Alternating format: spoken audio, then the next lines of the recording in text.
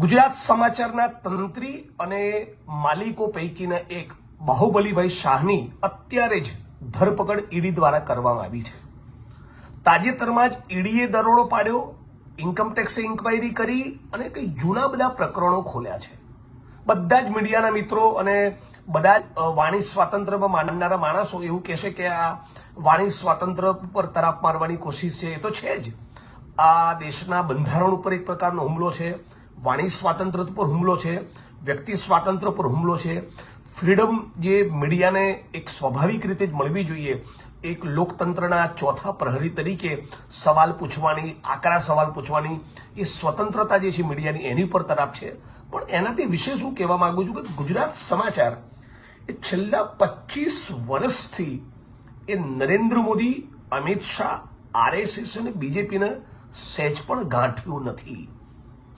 નરેન્દ્રભાઈ ઉપર ગુજરાતની જનતાએ, દેશની જનતાએ ગમે તેટલા ફૂલડા વેર્યા હોય, પણ મગનું નામ મરી પાડીને રાત દિવસ પાને પાને એક સ્ટોરીમાં એન્ટી એસ્ટાબ્લિશમેન્ટ એલિમેન્ટ સાથે કોઈએ લખ્યું હોય સાતત્યપૂર્વક, એ ફક્ત ગુજરાત સમાચાર છે।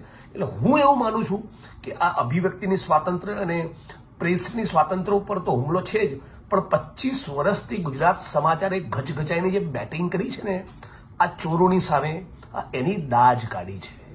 આ ઈડી ઇન્કમટેક્સ દ્વારા ગુજરાત સમાચાર ઉપર થયેલો હુમલો, બાહુબલીભાઈ શાહ ઉપર થયેલી ધરપકડ એ મૂળ 25 વર્ષનો બદલો લીધો છે।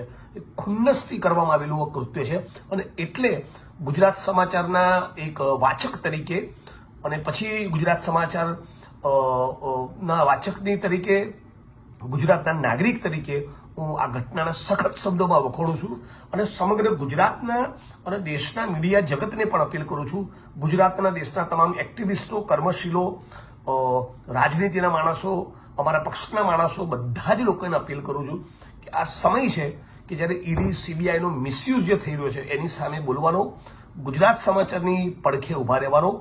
મારી વિશે સારું પણ લખ્યું છે ગુજરાત સમાચારે, જરૂર પડીએ મારી ટીકા ટિપ્પણી પણ કરી છે। એ જ પત્રકારત્વનું કામ છે। પત્રકારત્વનું કામ એ નેતાઓની ચાપલુસી કરવાનું નથી જ, એમને તીખા સવાલો પૂછવાનું છે, આકરા સવાલો પૂછવાનું છે, એમની એકાઉન્ટેબિલિટી, જવાબદારી ફિક્સ કરવાનું છે। આ કામ ગુજરાત સમાચારે કર્યું છે અને જે ઈડી, સીબીઆઈ, ઇન્કમટેક્સના માણસો છે અને ભારતીય જનતા પાર્ટીના માણસો જેમના ઇશારે આખું ષડયંત્ર રચવામાં આવ્યું, એમને ખબર નથી। ગુજરાત સમાચારે ગઈકાલે જે લખ્યું છે, આવતીકાલ સવારનું છાપું તમારા હાથમાં લેજો, એ એવું જ લખશે, એની ધાર જવાની નથી।